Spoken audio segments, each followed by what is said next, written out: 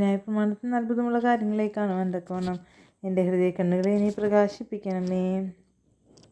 അനന്തരം അവൻ തൻ്റെ വിചാരകനോട്, നീ ഇവരുടെ ചാക്കിൽ പിടിപ്പത് ധാന്യം നിറച്ച് ഓരോരുത്തരുടെ ദ്രവ്യം അവനവൻ്റെ ചാക്കിൻ്റെ വായ്ക്കൽ വയ്ക്കുക. ഇളയവൻ്റെ ചാക്കിൻ്റെ വായ്ക്കൽ വെള്ളി കൊണ്ടുള്ള എൻ്റെ പാനപാത്രവും അവൻ്റെ ധാന്യവിലയും വയ്ക്കുക എന്ന് കൽപ്പിച്ചു. യോസഫ് കൽപ്പിച്ചതുപോലെ അവൻ ചെയ്തു. നേരം വെളുത്തപ്പോൾ അവരുടെ കഴുതകളുമായി അവരെ യാത്ര അയച്ചു.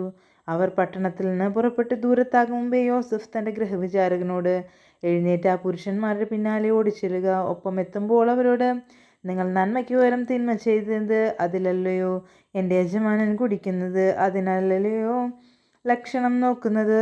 നിങ്ങൾ ഈ ചെയ്തൊട്ടും നന്നല്ല എന്ന് പറയുക എന്ന് കൽപ്പിച്ചു. അവൻ അവരുടെ അടുക്കലെത്തിയപ്പോൾ ഈ വാക്കുകൾ അവരോട് പറഞ്ഞു. അവർ അവനോട് പറഞ്ഞത്, യജമാനൻ ഇങ്ങനെ പറയുന്നത് ഈ വക കാര്യമടിയങ്ങൾ ഒരു നാളും ചെയ്യുകയില്ല. ഞങ്ങളുടെ ചാക്കിൻ്റെ വായ്ക്കൽ കണ്ട ദ്രവ്യം ഞങ്ങൾ കനാൻ ദേശത്ത് നിന്ന് നിൻ്റെ അടുക്കൽ വീണ്ടും കൊണ്ടുവന്നല്ലോ. പിന്നെ ഞങ്ങൾ നിൻ്റെ യജമാനൻ്റെ വീട്ടിൽ നിന്ന് വെള്ളിയും പൊന്നും മോഷ്ടിക്കുമോ? അടിയങ്ങളിൽ ആരുടെ പക്കൽ എങ്കിലും അത് കണ്ടാൽ അവൻ മരിക്കട്ടെ, ഞങ്ങളും യജമാനൻ്റെ അടിമകളായിക്കൊള്ളാം. അതിനവൻ, നിങ്ങൾ പറഞ്ഞതുപോലെയാകട്ടെ. അതാരുടെ പക്കൽ കാണുന്നുവോ അവൻ എനിക്ക് അടിമയാകും. നിങ്ങളോ കുറ്റമില്ലാത്തവരായിരിക്കും. അവർ ബന്ധപ്പെട്ട് ചാക്ക് നിലത്തിറക്കി ഓരോരുത്തൻ താൻ്റെ ചാക്ക് അഴിച്ചു. അവൻ മൂത്തവൻ്റെ ചാക്ക് തുടങ്ങി ഇളയവൻ്റെ വരെ ശോധന കഴിച്ചു. ബെന്യാമീൻ്റെ ചാക്കിൽ നിന്നും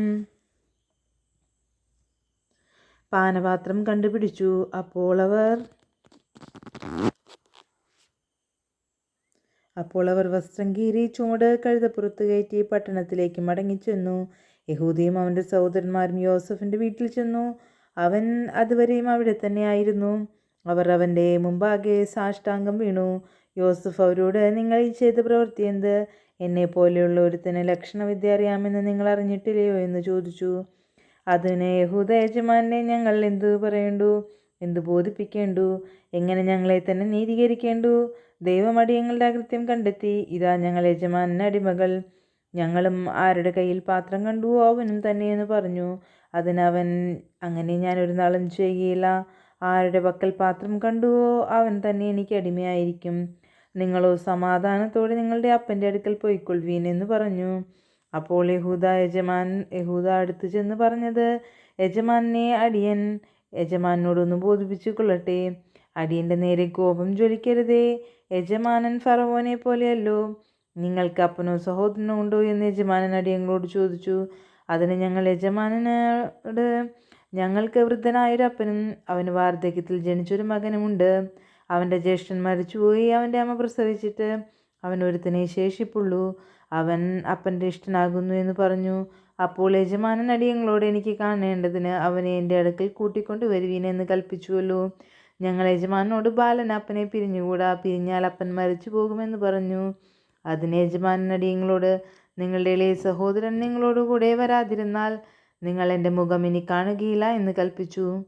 അവിടുത്തെ അടിയനായ അപ്പൻ്റെ അടുക്കൽ ഞങ്ങൾ ചെന്ന് യജമാനൻ്റെ വാക്കുകളെ അറിയിച്ചു. അനന്തരം ഞങ്ങളുടെ അപ്പൻ, നിങ്ങൾ ഇനിയും പോയി കുറേ ധാന്യം നമുക്ക് കൊള്ളുവീൻ എന്ന് പറഞ്ഞു. അതിന് ഞങ്ങൾക്ക് പോയിക്കൂടാ. അനുജൻ കൂടെ ഉണ്ടെങ്കിൽ ഞങ്ങൾ പോകാം. അനുജനില്ലാതെ ഞങ്ങൾക്ക് അദ്ദേഹത്തിൻ്റെ മുഖം കാണുവാൻ പാടില്ല എന്ന് പറഞ്ഞു.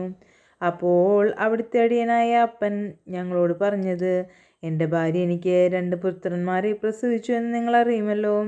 അവരിൽ ഒരുത്തൻ എൻ്റെ അടുക്കൽ നിന്ന് പോയി അവനെ പറിച്ചു കീറിപ്പോയി നിശ്ചയമെന്ന് ഞാൻ ഉറച്ചു. ഇതുവരെ ഞാൻ അവനെ കണ്ടിട്ടുമില്ല. നിങ്ങൾ ഇവനെയും കൊണ്ടുപോയിട്ട് ഇവന് വല്ല ആപത്തും വന്നാൽ നിങ്ങൾ എൻ്റെ നരയെ ദുഃഖത്തോടെ പാതാളത്തിൽ ഇറക്കുമാറാക്കുമെന്ന്. അതുകൊണ്ട് ഇപ്പോൾ ബാലൻ കൂടെയില്ലാതെ ഞാൻ അവിടുത്തെ അടിയനായ അപ്പൻ്റെ അടുക്കൽ ചെല്ലുമ്പോൾ അവൻ്റെ പ്രാണൻ ഇവൻ്റെ പ്രാണനോട് പറ്റിയിരിക്കൊണ്ട് ബാലനില്ല എന്ന് കണ്ടാൽ അവൻ മരിച്ചു പോകും. അങ്ങനെ അടിയങ്ങൾ അവിടുത്തെ അടിയനായ അപ്പൻ്റെ നരയെ ദുഃഖത്തോടെ പാതാളത്തിലേക്ക് ഇറക്കുമാറാക്കും. അടിയനപ്പനോട്, അവനെ നിൻ്റെ അടുക്കൽ കൊണ്ടുവരാതിരുന്നാൽ ഞാൻ എന്നും അപ്പന് കുറ്റക്കാരനായിക്കൊള്ളാമെന്ന് പറഞ്ഞു. അപ്പനോട്, ബാലന് വേണ്ടി ഉത്തരവാദിയായിരിക്കുന്നു. ആകയാൽ ബാലന് പകരം അടിയൻ യജമാനന് അടിമയായിരിക്കാനും ബാലൻ സഹോദരന്മാരോടുകൂടെ പോയിക്കൊള്ളുവാനും അനുവദിക്കണമേ. ബാലൻ കൂടെയില്ലാതെ ഞാൻ എങ്ങനെ അപ്പൻ്റെ അടുക്കൽ പോകും? അപ്പനുഭവിക്കുന്ന ദോഷം ഞാൻ കാണേണ്ടി വരുമല്ലോ. ദൈവമേ, സ്തുതിക്ക് യോഗ്യമാവുന്നു. ബാറയ്ക്കുമോർ.